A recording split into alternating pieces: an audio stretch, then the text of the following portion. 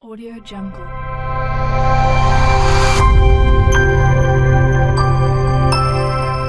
Audio Jungle.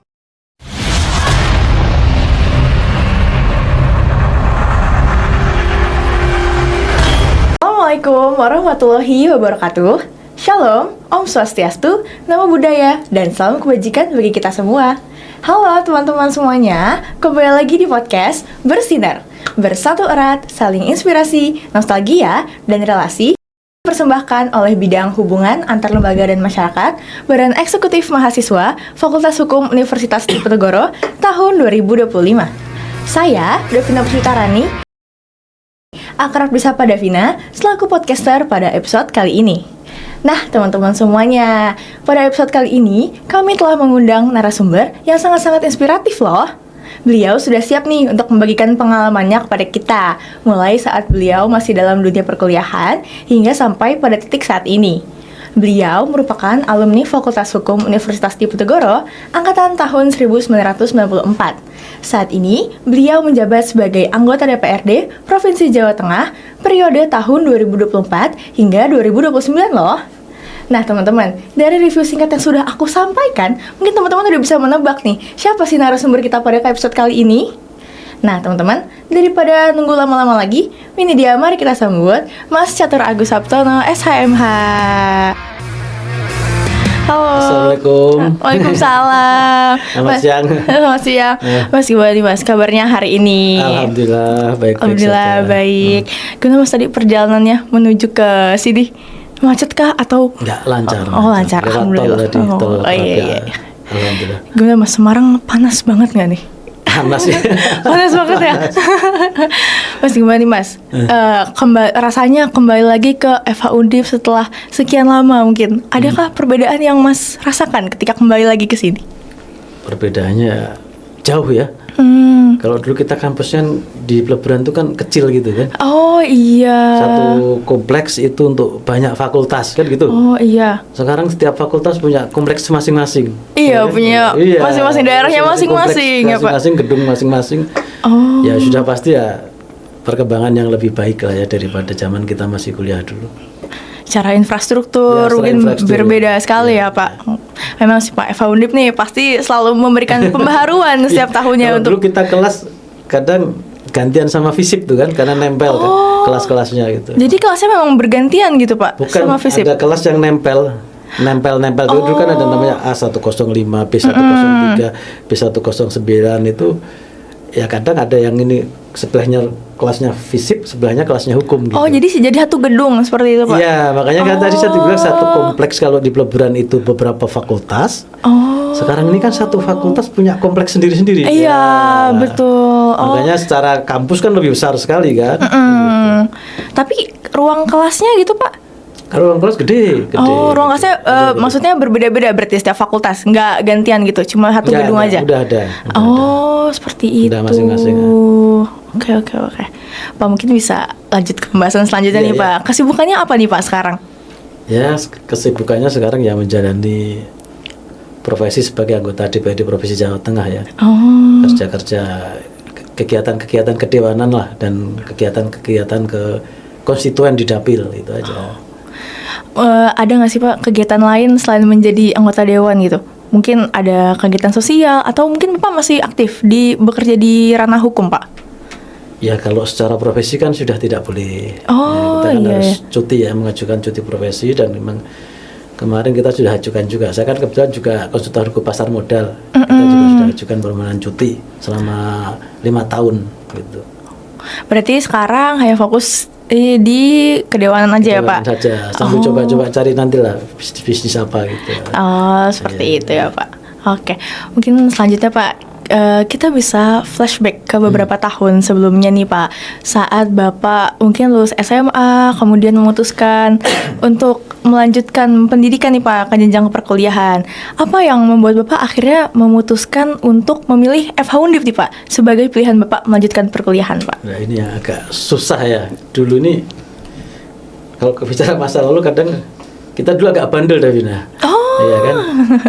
Kebetulan ya kita dari keluarga yang sederhana lah ya. saya dari SMA itu sebenarnya dulu tidak kebayang pengen kuliah. Karena kita SPP aja dulu sering telat. SPP sekolah SMA. Terus kakak-kakak saya kan kebetulan saya paling kecil nih. Dari 3 bersaudara yang masih hidup dulu kan 4, tapi yang satu kan meninggal pada saat lahir, yang paling sulung. Seperti itu. Kakak saya berdua itu yang masih pengen lanjut kuliah. Kalau saya waktu itu daripada ngerepotkan orang tua, selesai SMA ini udah selesai. Gitu. Berarti Makanya begitu lulus, saya lulusan tahun 93 SMA-nya 1993. Begitu lulus ya sudah, saya berarti sempat ada gap 1 tahun gap dulu. 1 tahun. Nggak langsung kuliah ya, Pak? Iya, kakak saya daftar dulu istilahnya kan Sepenmaru dan UMPTN ya. Jalur masuknya ya, Pak? Seleksinya waktu itu kan. Kakak-kakak saya ikut UMPTN nggak lolos malah. Dia kan yang pengen lanjut kuliah ya. UMPTN tuh berarti jalur rapot sekarang, Enggak, Pak? tes, Yang tes. Iya. Terus nanti diumumin di koran itu loh. Dulu pakai koran ya, Pak? Pakai koran, Suara Merdeka kalau di Semarang kan. Iya. Suara Merdeka, nanti yang lulus siapa. Saya nggak kepikiran pengen lanjutkan. Udahlah, daripada membebani orang tua nanti repot. Dulu kan kita ini kan tidak ada informasi ya soal kampus seperti apa. Bahwa di kampus nanti ada beasiswa kan nggak kebayang juga waktu itu kan. 1 tahun nganggur. Nganggur itu ya saya sempat kerja, jadi macam-macam lah. Saya coba nikmati hidup yang paling susah itu kan, kerja bangunan, kerja di pabrik, cari pengalaman-pengalaman itu. Iya. Kerja bangun rumah orang di daerah Gedung Batu. Diajak temen, udah oke, cobalah kayak apa sih kan gitu kan. Berarti bener-bener semua dicobain ya, Pak? Coba karena pengen tahu kan, kayak apa Iya. gitu kan. Begitu gajian di hari Sabtu, ternyata rumah teman saya SD. Masih kenal ternyata. Akhirnya malu. Hari Minggunya nggak masuk kerja. Pergi. Udah kita yang gitu-gitu kita jalanin. Di sisi lain ngecat gitu. Karena saya dulu bayangan saya pengen bagaimana bisa kita itu mandiri gitu kan. Jadi semua pekerjaan saya jalanin itu. Tapi juga ada sisi nakalnya gitu. Wah, gimana tuh, Pak? Sisi nakalnya tuh, Pak? Gak pernah pulang, tidur di jalan. Akhirnya orang tua kan takut nih. Iya. Takut, dipanggil lah kita sama ibu sama kakak. Bapak kan udah meninggal dari saya kelas 4 SD. Jadi, berarti sama kakak sama ibu aja. Ya, ibu bapak kan PNS di Dignas. Dinas Pendidikan Kota Semarang kan. Disuruh daftar.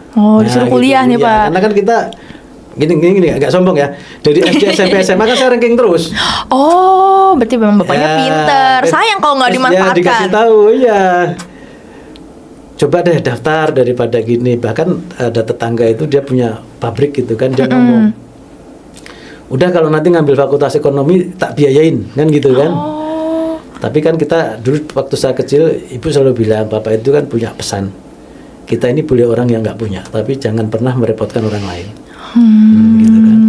Akhirnya nggak mau saya. Terus kuliah ngambil fakultas apa? Waktu itu masih bingung, Davina. Cuma zaman SMA kalau bolos itu kan kita nontonnya Roy Martin tuh. Roy Martin. Ya, film-filmnya Roy Martin zaman yang kuno-kuno itu kan. Iya. Cintaku di Kampus Biru.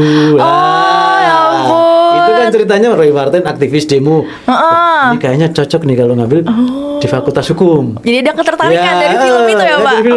Kalau demo-demo kan di situ jadi ngerti hukum gitu kan. Akhirnya saya pilih Fakultas Hukum. Pilihan pertama, baru Fakultas Ekonomi pilihan kedua. Ini orang gila. Biasanya orang Fakultas Ekonomi kan pilihan pertama. Fakultas Ekonominya saya pilihan kedua. Gitu. Karena emang ketertarikannya tetap di hukum. Ya, itu akhirnya diterima lah di Fakultas Hukum. Itu cerita kenapa saya milih Fakultas Hukum. Saya bukan tipe orang yang ideal, karena kita waktu itu kan nggak seperti sekarang ya. Adik-adik sekarang ini kan sudah punya bayangan profesi, sudah karena dapat sumber informasi juga lebih cepat. Sudah ada di mana-mana kan. Dulu kan nggak seperti sekarang. Gitu. Dulu berarti sumber informasi itu dari koran ya, Pak? Jadi koran kalau kita langganan koran. Iya kan? Kalau kita kan nggak tahu apa-apa, makanya dulu waktu kita kan bayangannya lulus, kuliah, nanti biaya SPP apa gimana? Iya. Makanya waktu dulu ada jalur PSSB apa PMDK, itu jalur yang prestasi. Ya kan? Saya itu pilih yang sudah pasti saya nggak akan diterima. Loh, kenapa, Pak? Karena bayangan saya kalau lulus nanti kan waktu itu diarahkan ke UGM. Wah, nanti kalau diterima di UGM biaya hidup segala macam pasti ngerepotkan orang tua kan gitu. Jadi saya sengaja dulu itu SMA itu nggak ada keinginan kuliah, Dawina. Oh. Gitu loh. Begitu kuliah, jadi nggak ada beban. Kan dulu ada namanya penataran P4 selama 1 minggu. Oh itu kayak ospek gitu. Bukan ospek. Apa tuh Pak? Ospek saya nggak ikut. Oh nggak ikut Pak? Saya itu anti bullying dari dulu. Oh. Saya hanya ikut dari pertama, besok nggak ikut. Tapi itu nggak kena hukuman Pak?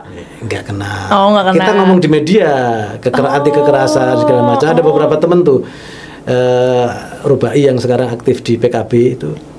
Kita menggalang wartawan waktu itu merilis ke media ada kekerasan di kampus Undip gitu kan. Oh, Bapak mengangkat itu. Ya, sama Rubai. Itu dari kedua saya nggak ikut ospek. Bahkan dulu ada namanya Kemah Bakti. Oh, itu masih bagian ospek tuh Pak? Iya, itu kalau di sana kan infonya digojlok-gojlok gitu kan. Enggak berangkat saya.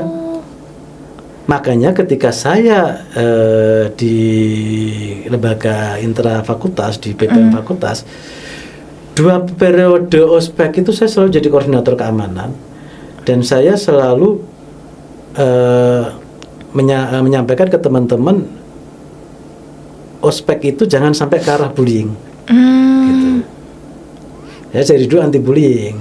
Oh, makanya akhirnya korbannya mata kuliah olahraga saya itu sampai saya mau lulus baru sadar Mas belum ada nilainya. Oh. Akhirnya saya minta tugas lah dari dosen olahraga. Untuk mengganti nilai itu, ya Pak. Gitu. Berarti Bapak waktu itu jadi koordinator untuk mencegah bullying itu, Ya. untuk turun temurun ya Pak, untuk biar nggak dilanjut lagi. Nggak dilanjut lagi. Zaman kita kalau yang nggak panitia ospek nggak boleh masuk. Oh iya. Iya. Oh. Itu bisa ditanya ke Mas Bawar ketua senat waktu itu sama Mas Rahadi ketua senat waktu itu. Oh, seperti itu. Jadi ya. kalau 96 sama 97 itu sudah ospeknya sudah nggak sekeras periode-periode sebelumnya lah. Termasuk periode saya 94 ya. Berarti saat itu ospeknya memang masih keras sekali ya Pak terhadap pembulian. Oh, kalau sekarang alhamdulillah sih Pak udah nggak ada. Iya. Ya kekerasan udah benar-benar karena tujuan dari ospek ini kan untuk kaderisasi ya Pak, untuk memberikan bekal-bekal siswa SMA Kalau saya untuk gini, perkuliahan. Tadi yang saya ceritakan ke Davina, saya ini kan inspirasinya nonton Roy Martin ya, kembali Cinta lagi. Ketika Biru, ya kan? Kampus itu harus intelek. Bentak membentak itu nggak intelek itu bagi saya ya waktu itu ya, nggak intelek. Makanya saya nggak waktu itu saya sama Rubai hari pertama kuliah olahraga, saya sama guru olahraga suruh lari keliling kampus Lebran kan, nggak jelas nih kuliah, suruh pulang kita berdua. Loh, pulang Pak? Pulang. Makanya setelah itu lupa nggak kuliah kan, baru mau lulus baru sadar. Kok nilainya kosong? Iya, nilainya kosong gitu. Kita datang itu kita udah punya mindset ya. Walaupun mahasiswa baru, walaupun tadi saya bilang kita kuper ya, secara universitas, tapi karena kita punya bayangan bahwa mahasiswa harus seperti itu ya itu. Penataran P4 7 hari, ya kan? Saya sudah demo. Oh, memang sudah aktif sejak awal ya Pak? Sudah demo, diajak teman-teman demo di kampus USM. Oh, itu mengangkat apa tuh Pak isunya waktu itu? Tolak difungsi ABRI. Oh. Gitu. Sudah demo. Masuk di Indosiar. Cuma waktu saya berdoa moga-moga ibu nggak nonton. Takutnya khawatir. Takutnya dimarahin. Kamu kan kuliah, jangan aneh-aneh gitu. Gitu. Karena seorang ibu kan pasti takut anaknya kenapa-napa kan tapi Pak. akhirnya ketahuan. Oh, gitu. ketahuan. Terus gimana Saya- Pak? Reaksi ibunya saat tahu? Waktu tahu saya bilang, Bu, tugas saya kuliah, saya akan selesaikan kuliah. Nggak usah takut, kuliah saya pasti selesai. Gitu. Walaupun saya jadi aktivis tukang demo, saya jamin kuliah saya pasti selesai. Gitu. Tetap menjalankan kewajiban sebagai Ya, mahasiswa ya Pak. Sebagai anak. Oh, sebagai anak. Ya, kan anak ibu pengen lihat kita lulus itu kan. Iya. Gitu. Bahkan ibunya yang mendorong Bapak untuk akhirnya mau kuliah, kan, ya gitu, Pak. iya, gitu. Oke. Selanjutnya nih Pak, selama menjadi mahasiswa, Bapak kan tadi udah cerita kalau Bapak tuh aktif aksi dan segala macamnya. Bapak tuh ikut organisasi gitu nggak sih Pak? Atau mungkin perlombaan atau apa gitu Pak? Ikut. Apa tuh Pak Kalau organisasinya yang Pak? ekstra kan saya ikut HMI ya. Oh iya. Tapi sebelumnya itu yang saya demo tadi saya dengan teman-teman SMID. Apa itu, Pak? Solidaritas Mahasiswa Indonesia untuk Demokrasi, itu salah satu pendiri dari PRD. Oh. Nah, itu yang saya pertama awal demo sebelum saya ikut HMI. Saya ikut HMI itu kan setelah semester kedua. Saya ikut HMI. Gitu. Oh, Bapak waktu itu masuk ke Senat Mahasiswa Universitas Diponegoro juga ya Pak? Masuk. Saya di Intra, saya di Badan Perwakilan Mahasiswa Fakultas 2 periode. Oh, dulu namanya Badan Perwakilan Ya, Mahasiswa itu, BPM. legislatifnya ya. Oh, Itu legislatif. kalau eksekutifnya dulu apa Pak namanya Pak?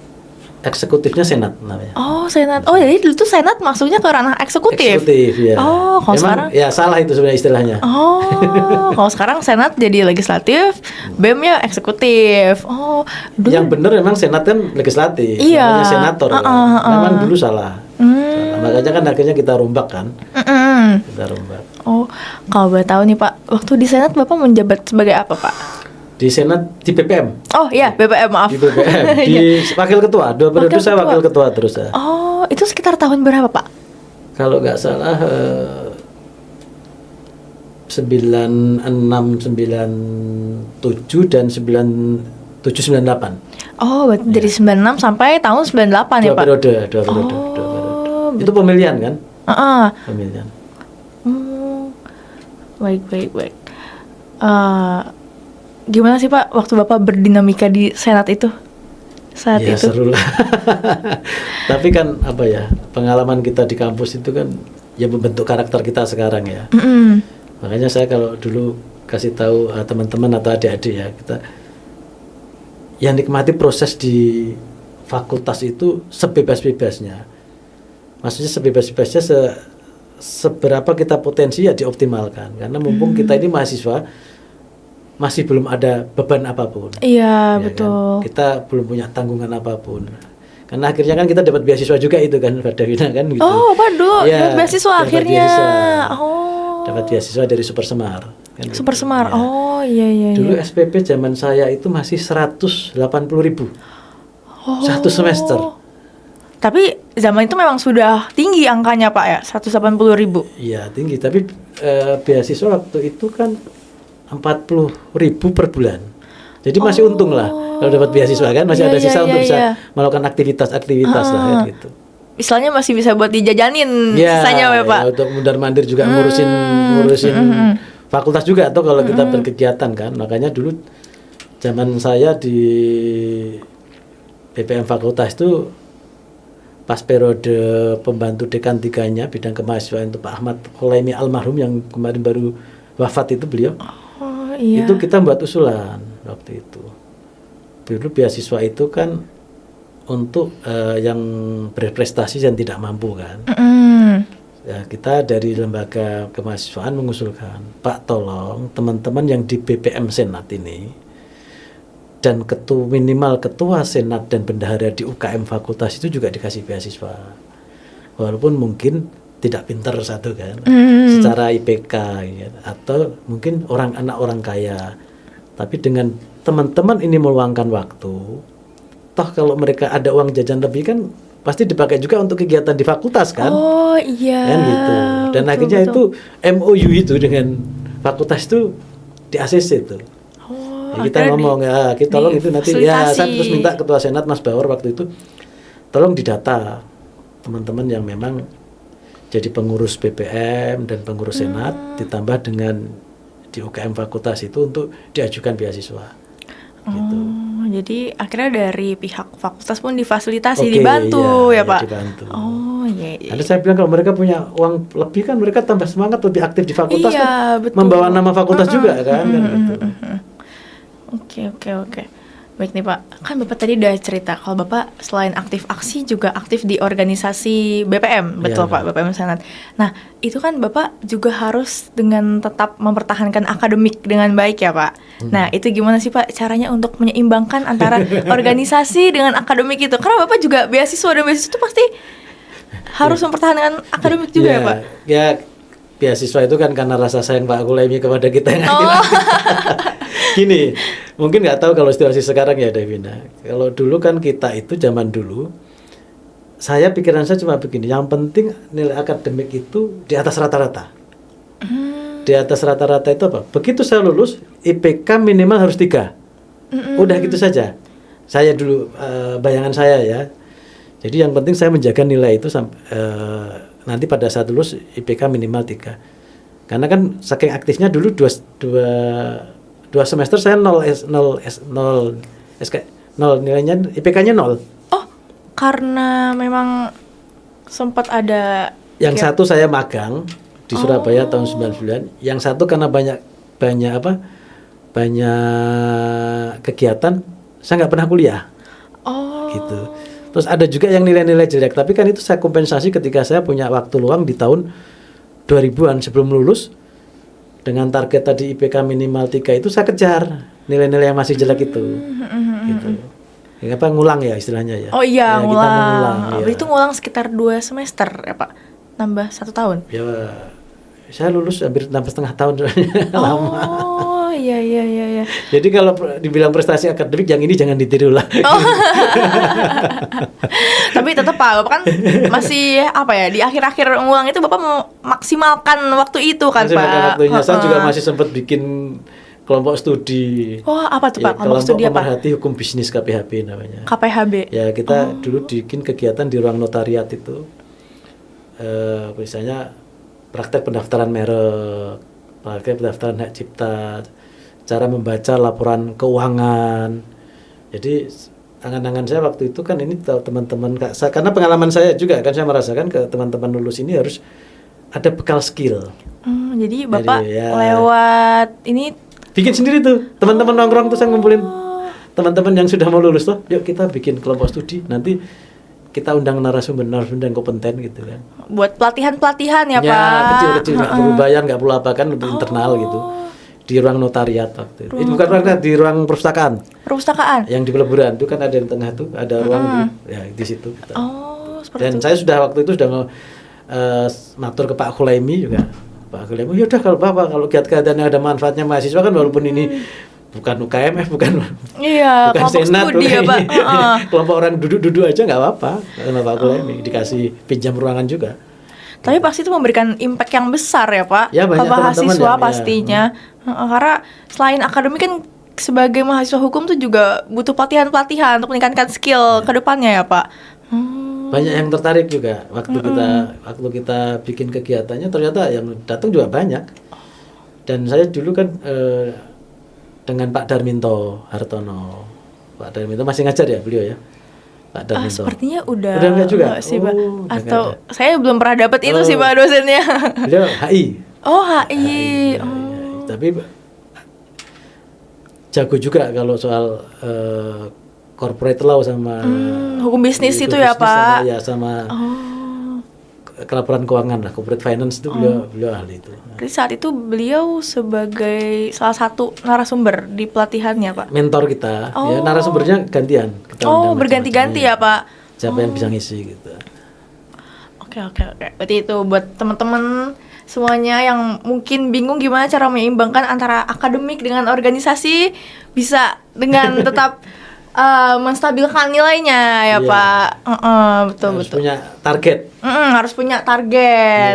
Nilai minimal. Seperti apa gitu kan nilai minimalnya kan. Supaya nggak tertinggal ya Pak. Aktif di luar akademik boleh, tapi akademik tetap nomor 1.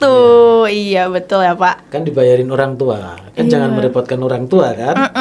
Itu bentuk pertanggungjawaban ke orang tua kan di situ.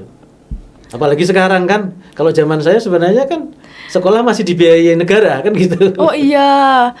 Pak beasiswa ya Pak? Beasiswa. Dulu kalau kita istilahnya ke adik-adik kan kita harus jadi aktivis karena kita punya pertanggungjawaban kepada rakyat, kan? Biaya pendidikan kita ini dibayar rakyat kan gitu kalau dulu. Jadi punya rasa tanggung jawab ya Pak? Kalau UKT ini nggak tahu nih senior mendoktrin ke adik-adiknya apa nih. Iya kan? Biar mau aktif gitu loh.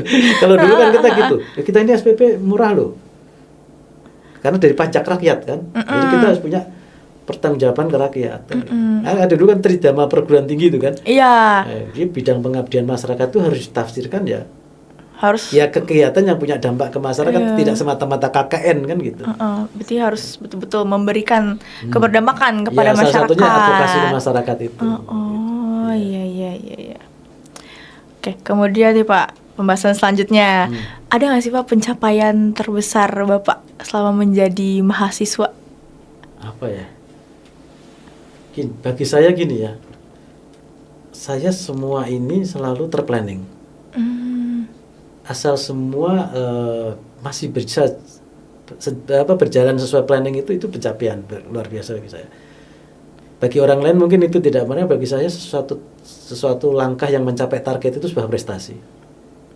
Kebanggaan kan harus kita ciptakan sendiri. Iya, betul. Iya kan, agar kita lebih semangat kan. Nah, ya itu. Berarti bagi saya semua apa yang saya kerjakan selama di fakultas itu ya luar biasa semua bagi saya ya. Karena kan kita punya perencanaan-perencanaannya. Termasuk sebelum lulus kita berhasil menggelar pemilu raya.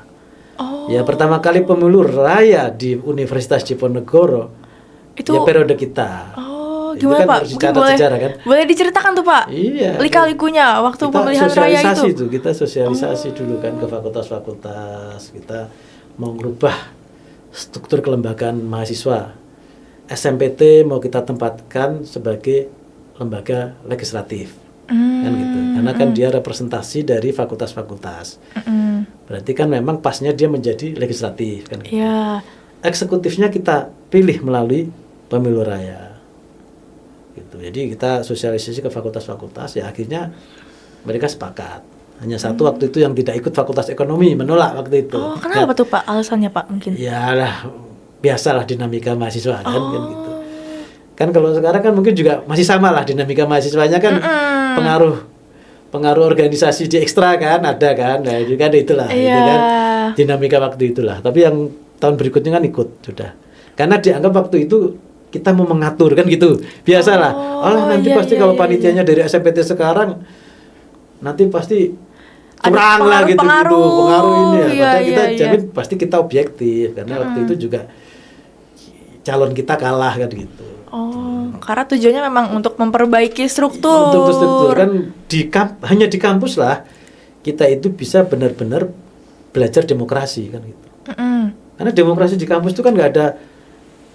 Kan gini sebenarnya, politik itu kan sebenarnya persoalan alokasi sumber daya. Politik kan itu tuh. Di kampus kita belajar politik itu kan nggak ada alokasi sumber daya yang mau dialokasikan kan. Iya, praktek langsungnya. Iya, praktek kan kita kan hanya ya simulasi saja lah sebenarnya. Mumpung di situ nggak ada sesuatu yang harus dipertaruhkan, kan kita buatlah seideal mungkin, karena kalau dari gagasan saja kita sudah tidak ideal, kita sudah punya pikiran yang tidak adil, bagaimana nanti prakteknya kan? Adil itu kan sejak dari pikiran kan, gitu. Konsep itu harus yang kita buat konsep seadil mungkin untuk semua gitu.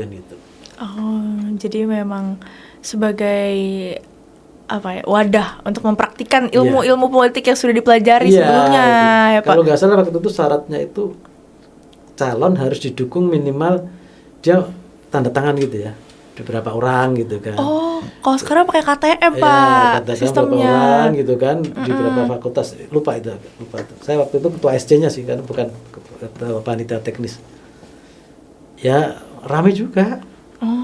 Dulu kan sudah 2 kampus ya, agak susah ngawasinya waktu itu karena ada yang memilih di Peleburan, ada yang memilih di Tembalang kan. Kita waktu ngumpulin kotak suaranya kan, ya beda dengan sekarang kan teknologi mungkin kan sudah bisa pakai teknologi kan. Bisa. Sekarang pemilihannya bisa lewat aplikasi Pak, bisa web, dulu SSO. Kan Berarti kalau dulu tuh masih ini ya Pak, masih surat, masih coblos di fakultas, dihitung di fakultas, diberita acarakan di fakultas, baru hasilnya dibawa dikirimkan ke PKM Joglo. Ya, dulu kan sekretariat kita namanya PKM Joglo dulu ya, PKM Joglo. PKM Joglo itu depan kampus Peleburan yang pojok itu. Ya itu pusatnya ya Pak. Itu pusat kegiatan mahasiswa di tingkat universitas. Semuanya di situ, fakultas? Enggak universitas. Di SMPT itu sekretariatnya di situ, dan UKM universitas itu juga sekretariatnya di situ. Namanya PKM Joglo, Pusat Kegiatan Mahasiswa Joglo, karena bangunannya bentuknya Joglo. Rumah Joglo, rumah Jawa. Seperti dulu ada itu. Telepon umum di situ. Telepon umum Pak? Ya kalau mahasiswa mau telepon di situ. Telepon yang kartu itu loh. Karena kartu koin gitu. Belum ada handphone seperti sekarang ya Pak? Belum ada handphone. Iya. Dulu tuh mobilitas harus tinggi kalau jadi aktivis. Karena kan kita mau ketemu, mau rapat saja harus datengin ke rumahnya satu-satu kan. Disamperin satu-satu kalau ya Pak? Kalau ditelepon ke kosnya kan gitu. Kalau yang kosnya nggak ada telepon, ya harus kita datengin kan gitu. Iya. iya, masih susah ya Pak Iya, mobilisasinya masih, saat iya. itu. Oh, iya. Nah, Gitu. oke, selanjutnya Pak, kan setelah Bapak menceritakan dinamika Bapak nih selama di perkuliahan, kemudian akhirnya bisa lulus, gimana sih Pak rasanya setelah lulus dari Fakultas Hukum Undip ini? Karena kan Fakultas Hukum Undip ini salah satu yang terbaik ya Pak di Indonesia. Apakah ada kebanggaan tersendiri seperti itu Pak? Ya harus bangga ya kita ya. Kalau nggak bangga nggak mungkin sampai sekarang saya jadi pengurus IKA Undip dan pengurus IKFA kan. Nah, gitu. Iya, karena saya bangga dengan alma mater. Bagaimanapun Undip lah yang membuat kita seperti sekarang ini kan gitu. Banyak hal kita belajar, nggak cuma soal akademis kan. Hal-hal yang terkait dengan diri kita kan ya.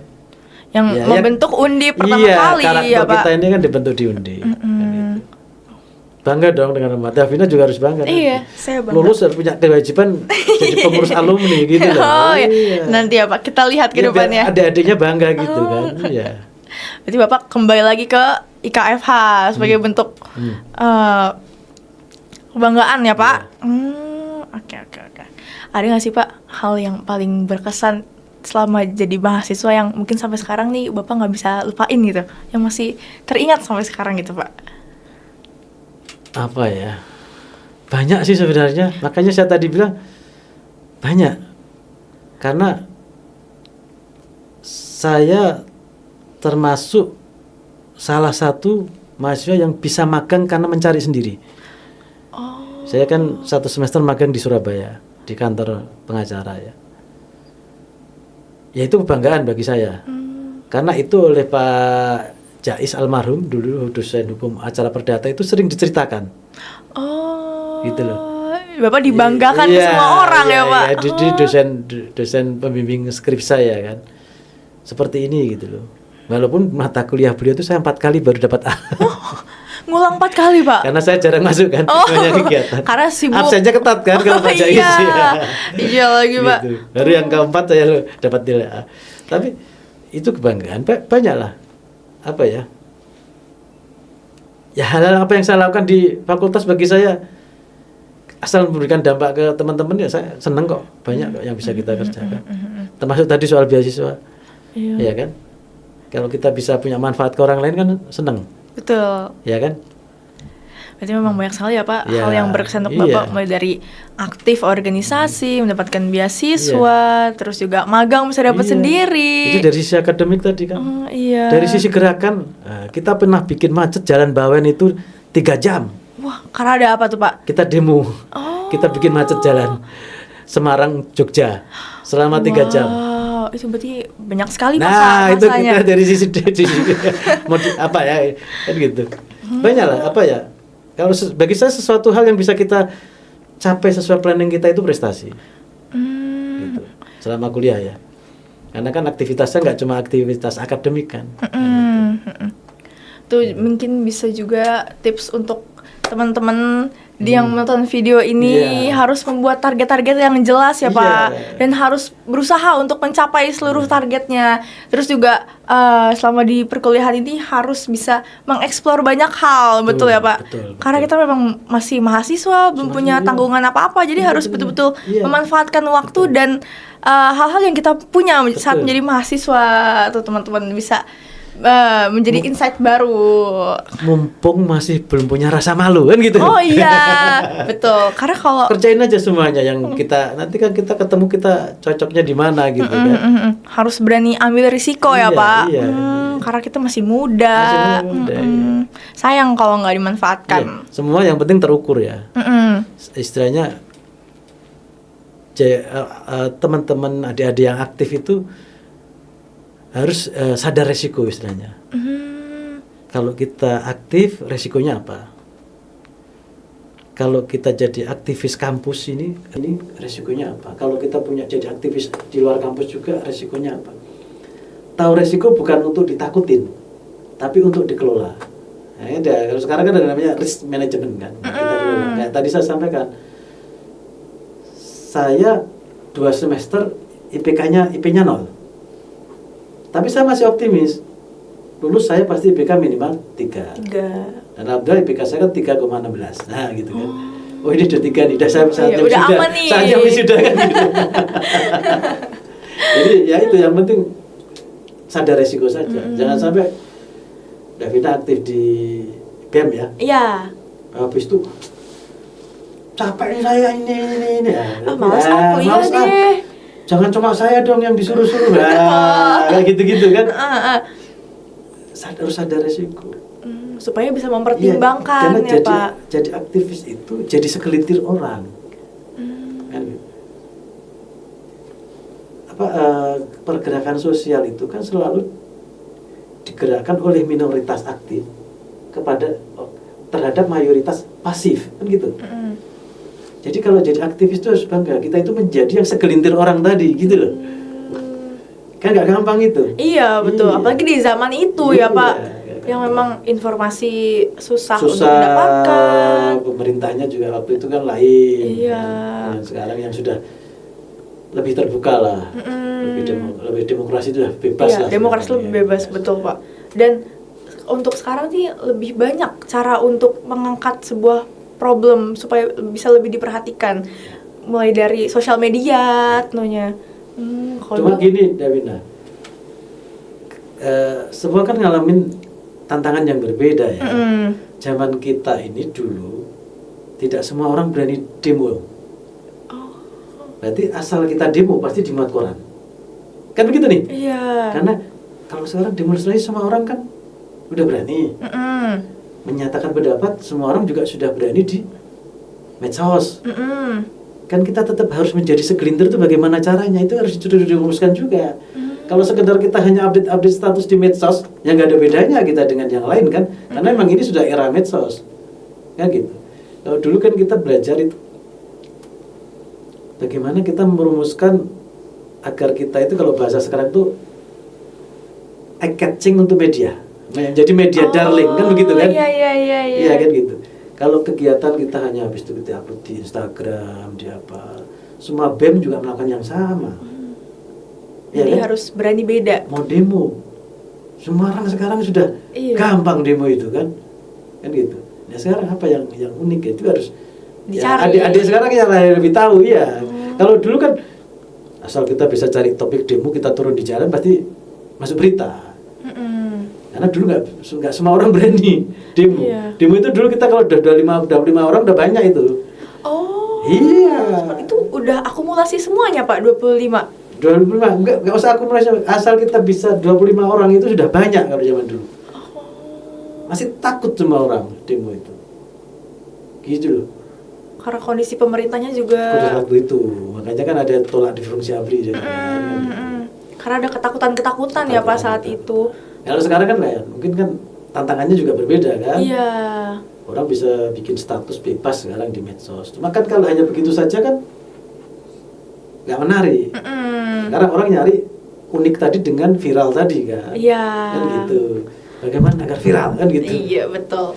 Harus. Bagaimana agar podcastnya bersinar viral? Iya. Kan gitu. Jangan sampai nggak ada yang nonton kan gitu kan? Nah, ini nonton ya teman-teman semuanya podcast ini karena sangat bangun insight. Bangun fanatisme mahasiswa.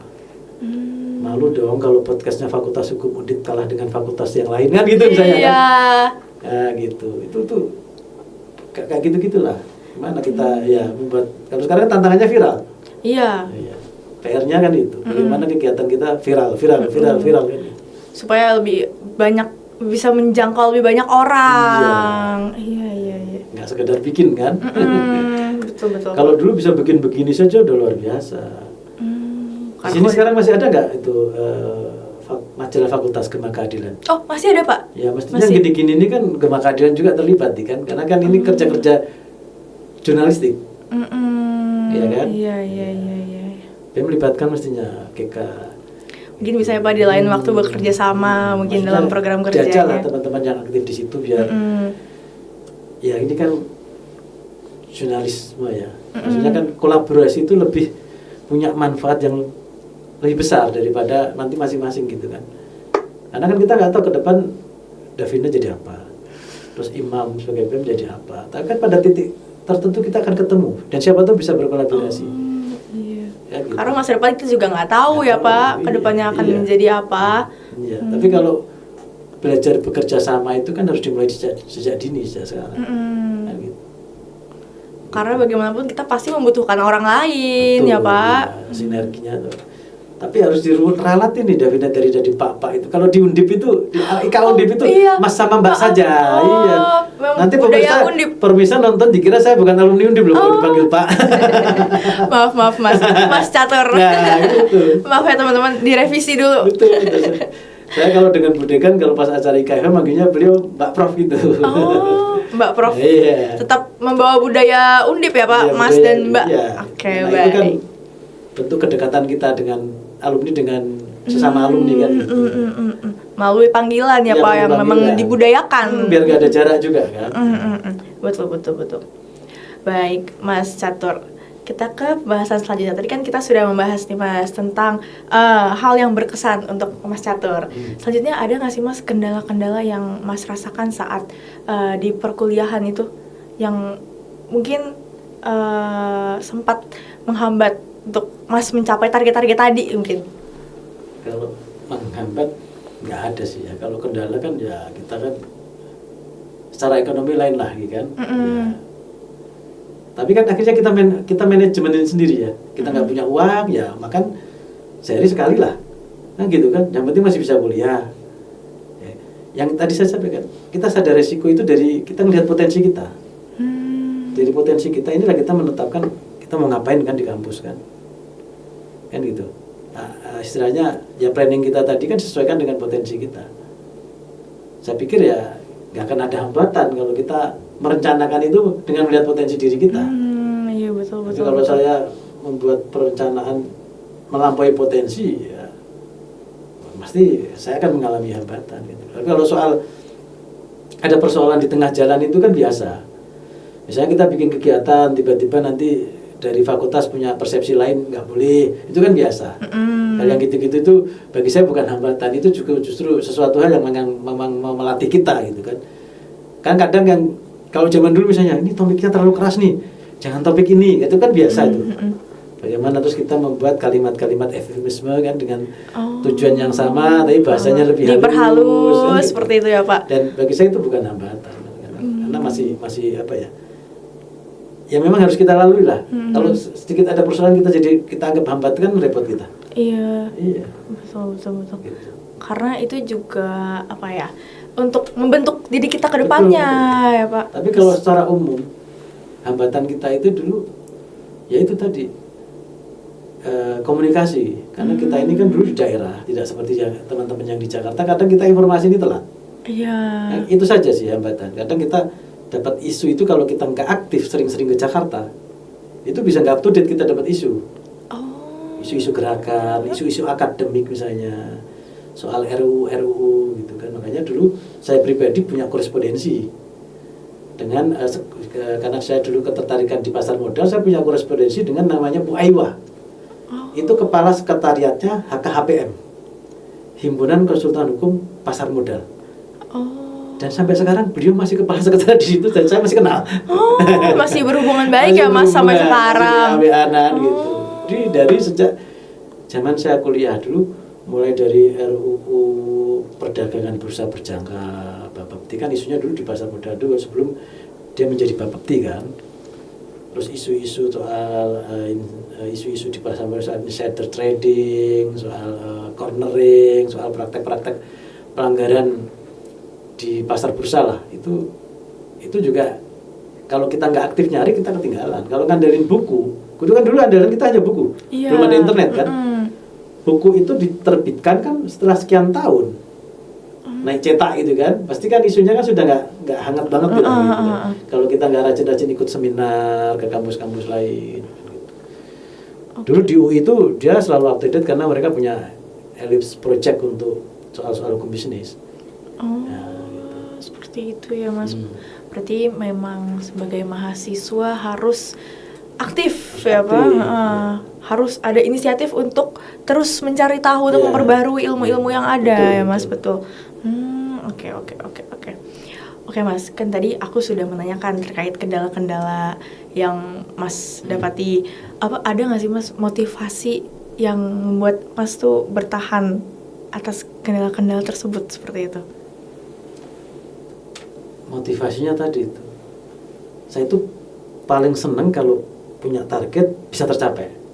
Oh, Itu tantangan gitu. Ya itu yang memotivasi. oh, Ya alhamdulillah sampai sekarang ada hal-hal yang memang kita rencanakan tercapai. Cuma ada yang tidak tercapai pun setelah saya lihat, oh masuk akal tidak tercapai. Justru memang mungkin dulu kalau saya tercapai itu nggak seperti sekarang. Dulu saya lulus itu, cita-cita saya itu kan hanya kerja kalau jadi PNS itu di 2 tempat, 2 tempat Pak? Kementerian Keuangan Mas. dan BI, Oh. kan gitu. Cuma memang belum rezekinya ya. Pas saya lulus 2 tahun, Kementerian Keuangan nggak buka lowongan, BI buka lowongan, seleksi hampir 2 tahun. Tahap pertama lolos, tahap kedua lolos, tahap ketiga lolos, tahap terakhir wawancara. Saya ditanya kenapa lulusnya hampir 7 tahun. Nah itulah saya dicoret aja karena kelamaan lulus. Hanya soal itu.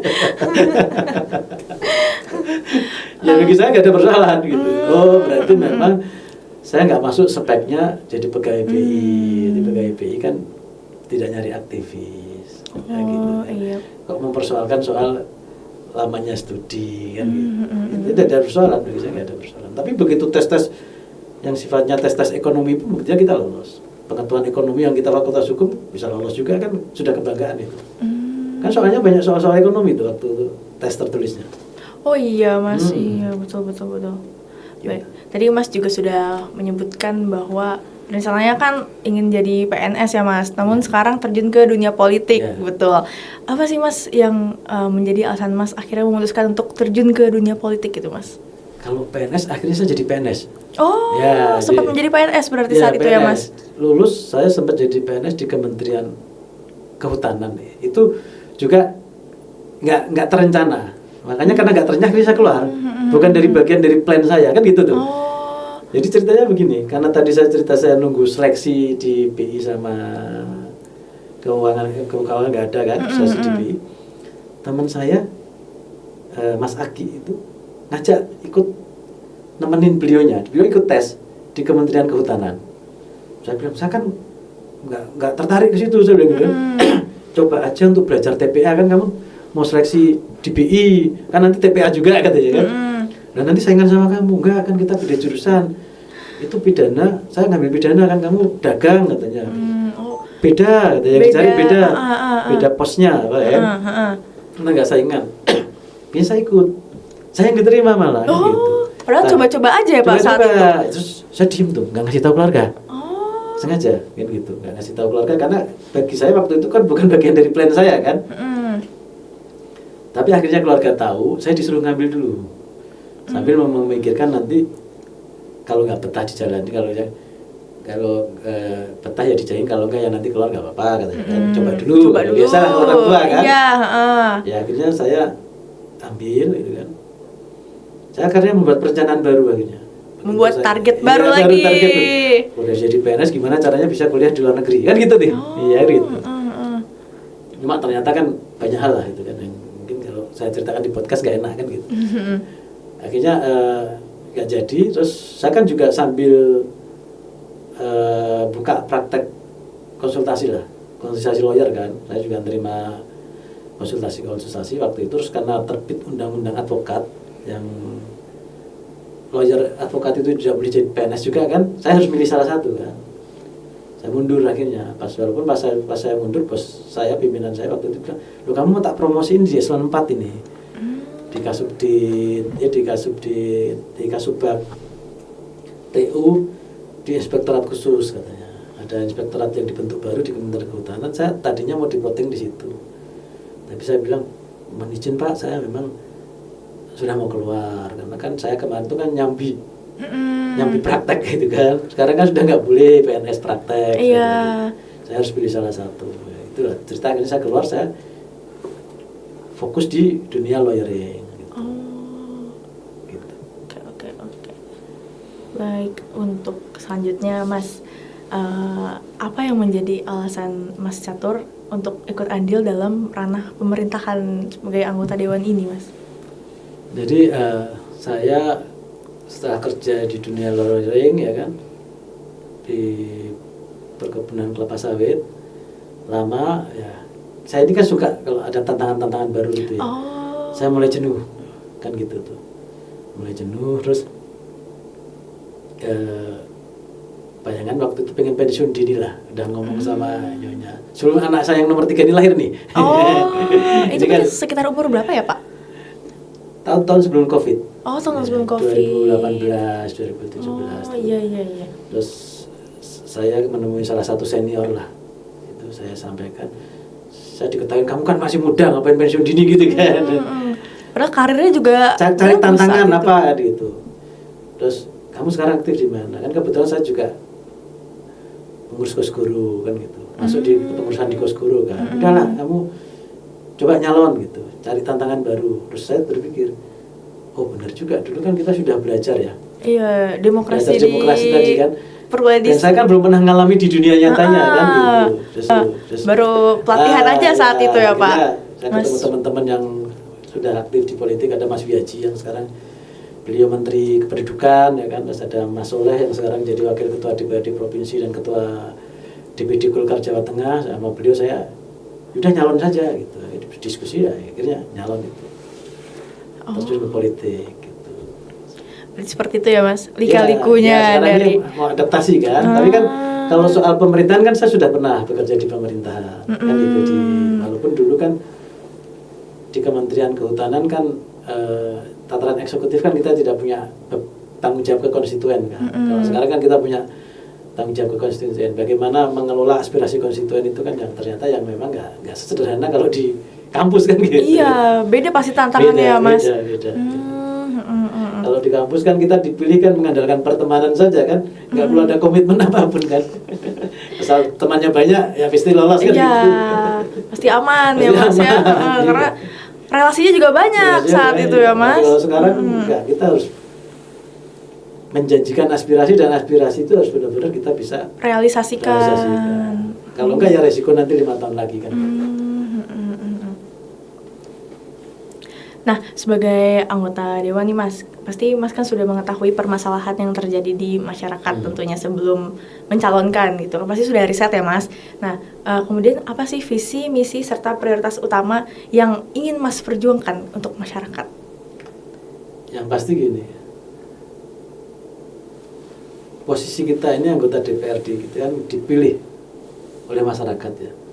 Jadi kadang-kadang itulah beda antara sudut pandang kita waktu kita masih mahasiswa dengan praktek di lapangan kan gitu. Kadang-kadang waktu kita mahasiswa kan kita menggambarkan pemerintahan harus begini sampai sekarang kan masih seperti itu tuh tuntutan adik-adik kalau demo kan. Di lapangannya itu kadang-kadang tidak seperti itu. Permintaan masyarakat itu cuma simpel, Pak kami minta jalan kami diaspal, Pak kami minta dibangunkan Pansismas itu saluran air minum, saluran ini kita minta dibangunkan sekolah, kita minta ini. Memang aspirasinya itu sudah aspirasi yang konkret. Nah, bagaimana kita di DPRD itu punya kewenangan budgeting kan, bisa mengalokasikan itu. Apalagi di DPRD provinsi itu kan kita tidak pada tataran polisi. Beda kalau kita berada pada ranah DPR RI ya. Kita kan masuk pada tingkatan polisi. Di DPRD provinsi itu kan kedudukan DPRD itu kan sama seperti gubernur. Pemerintah daerah adalah gubernur bersama dengan DPRD kan gitu kan. Jadi kita juga pemerintah eksekutif kan gitu kalau di provinsi ya. Jadi bagaimana menjembatani antara aspirasi masyarakat tadi. Ya kalau kita gagal melakukan itu ya pasti nggak akan dipilih lagi kan gitu. Nah itu harus pinter-pinternya atau bagaimana kita bisa mengelola aspirasi masyarakat tadi gitu. Untuk merawat kepercayaan yang sudah diberikan oleh masyarakat kepada Mas Catur ya. Betul. Karena kita kan nggak buat undang-undang ya. Kalau kita DPRD itu kan perda. Perda itu kan rata-rata hanya pelaksanaan dari perintah undang-undang juga kan. Jarang yang perda-perda aspirasi masyarakat itu jarang lah, walaupun ada ya 1-2 ya, tapi kan jarang itu. Tetap harus sesuai dengan undang-undang ya Pak kalau perda. Ya, lebih banyak untuk menjalankan undang-undang lah. Baik. Oke, Mas, untuk ke pembahasan selanjutnya kita bisa flashback lagi ke belakang sedikit. Sebelumnya kan Mas sempat menjabat nih sebagai wakil ketua BPM tadi ya namanya. BPM itu mahasiswa di Undip sekitar tahun 96 Fakultas sampai Hukum. Oh iya, Fakultas Hukum Undip sekitar tahun 96 sampai 96, 97 dan 97 98. Oh iya, 2 tahun. Kemudian ada nggak sih Mas korelasinya saat menjabat sebagai wakil ketua itu dengan posisi Mas sekarang, mungkin ada nggak pengaruh-pengaruh mungkin dari pembentukan? Ya, kalau manfaat ya lebih kepada manfaat waktu kita aktif dulu ya, itu ya membentuk karakter organisasi kita, leadership kita, problem solving kita, itu sangat penting untuk kita ya. Apalagi kita nanti kalau mau praktek jadi lawyer ya. Lawyer itu kan sebenarnya kan harus problem solving. Iya. Ya problem solver kan. Kalian minta ada masalah, bagaimana cara menyelesaikannya. Jadi BEM kayak gini-gini kan kita berarti problem solver nih. Iya. Jadi problem solver kan. Biasanya mau bikin podcast, anggaran terbatas, gimana caranya tetap bisa terselenggara kan. Mencari jalan keluar dari problematika itu ya Mas. Mau bikin kegiatan nggak ada duitnya, gimana caranya cari duitnya kan gitu. Ada teman punya masalah, kita bantu menyelesaikan masalah kan gitu. Jadi kan BEM ini juga harus bisa menggali loh, ada masalah-masalah di antara mahasiswa kita bantu menyelesaikan kan gitu. Karena kita kan dulu ya gitu, cari teman-teman yang memang ada keterbatasan ekonomi, tapi kadang-kadang nggak mau ngomong kan. Ya kita kan terus yang aktif, kita bantu carikan beasiswa kayak gitu. Itu juga harus dikerjakan di tingkat ini kan, leadership kemahasiswaan kan. Iya, memang ada sih Pak programnya untuk membantu aktif, kan? Permasalahan mahasiswa, untuk menyejahterakan mahasiswa ya Mas. Iya. Oke. Jadi teman-teman nih, buat teman-teman bisa mungkin untuk aktif di organisasi karena manfaatnya sangat besar ya Mas hingga saat ini. Karena melatih skill kita sebagai problem solver tentunya untuk akan bermanfaat juga saat di dunia kerja nanti. Betul.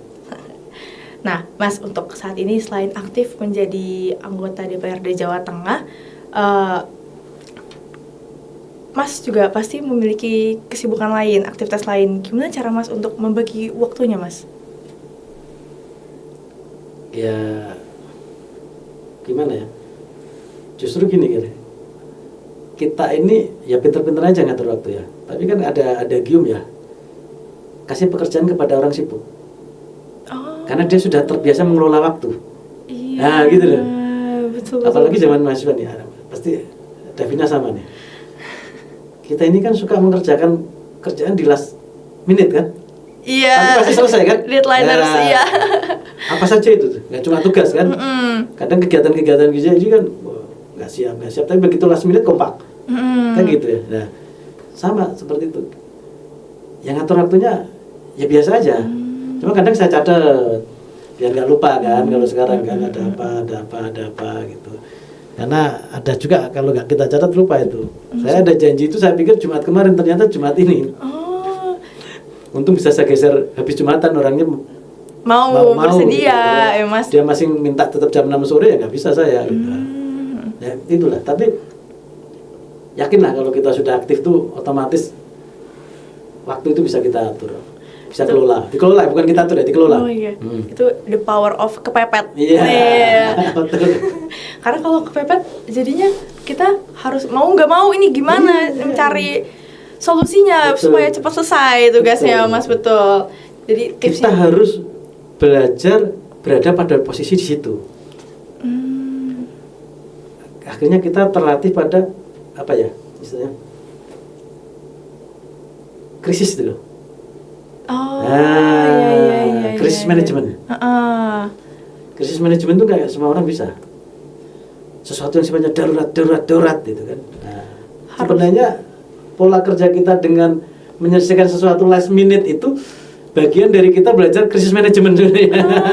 Kembali lagi the power of kepepet. Iya. Dan nggak semua orang bisa loh tiba-tiba nanti di dunia kerja. Bosnya ada tamu besok dari orang penting. Besok harus siapin gini-gini. Kalau orang yang nggak terbiasa mengerjakan waktu di tengah di suatu krisis, kan pasti nggak mau ngambil risiko. Kalau kita biasa tadi the power of kepepet ya. Iya. Harus berpikir cepat untuk mencari solusinya ya, Mas. Jadi, walaupun alah jelek nunda-nunda kerjaan, tapi kadang-kadang kerjakan sesuatu yang kepepet itu membuat kita juga belajar krisis manajemen tadi. Iya, berpikir cepat. Iya. Betul.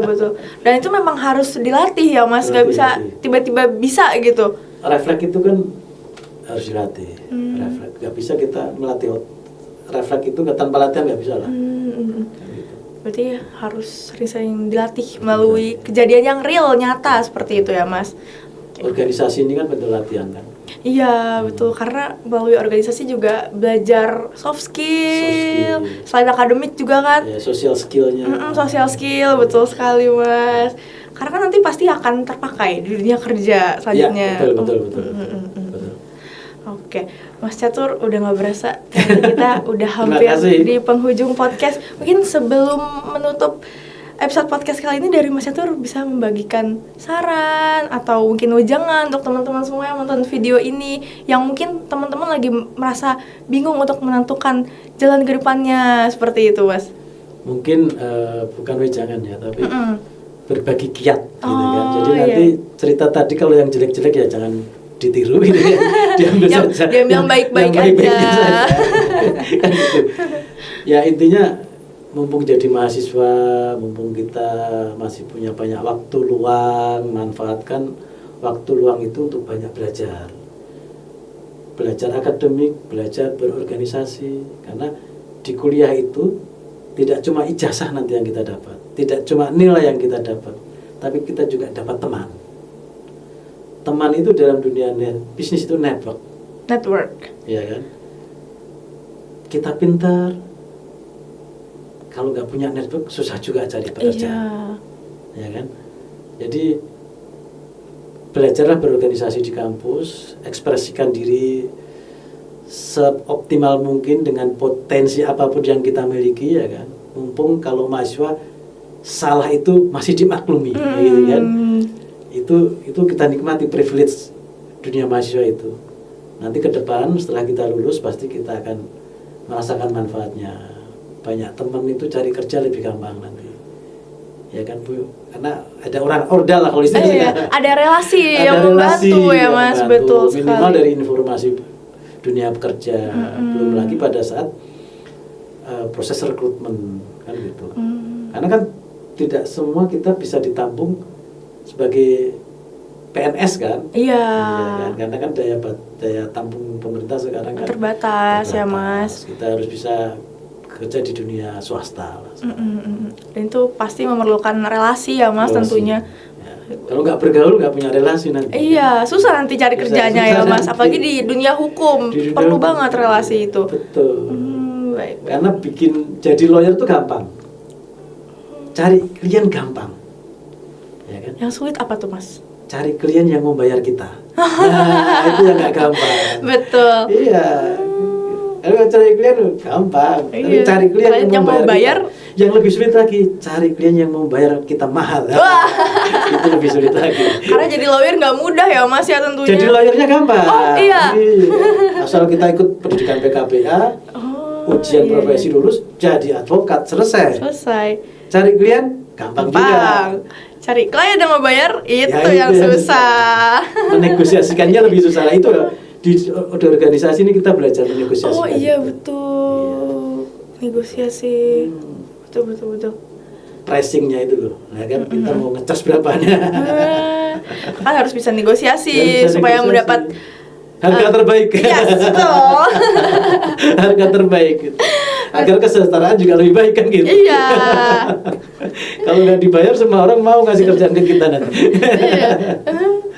Cuma kan harga pasnya itu kan belum tentu. Harga pasnya dan mensejahterakan ya. Iya, betul. Oke, baik. Terima kasih Mas Catur Sama-sama, Davina. atas pengalaman dan juga insight yang sudah dibagikan kepada kami semuanya. Semoga bisa bermanfaat untuk teman-teman yang menonton video ini. Amin. Lagi terima kasih Mas Catur udah menyempatkan untuk hadir ke sini karena di tengah-tengah kesibukan sebagai anggota dewan pasti banyak sekali ya Mas kegiatannya. Terima kasih banyak. Harus untuk hidup harus diluangkan. Semoga sukses selalu. Sama-sama. Terima Mas kasih. Catur, semoga dilancarkan. Semoga karirnya semakin bagus. Amin. Terima kasih. Oke, baiklah teman-teman, selesai sudah episode podcast pada kali ini. Semoga bisa menjadi insight dan bisa bermanfaat untuk teman-teman semuanya. Terima kasih sudah menonton videonya sampai akhir. Saya Davina Puspitarani pamit undur diri. Wassalamualaikum warahmatullahi wabarakatuh. Shalom, Om Santi Santi Santi Om. Namo Buddhaya dan salam kebajikan bagi kita semua. Bye bye.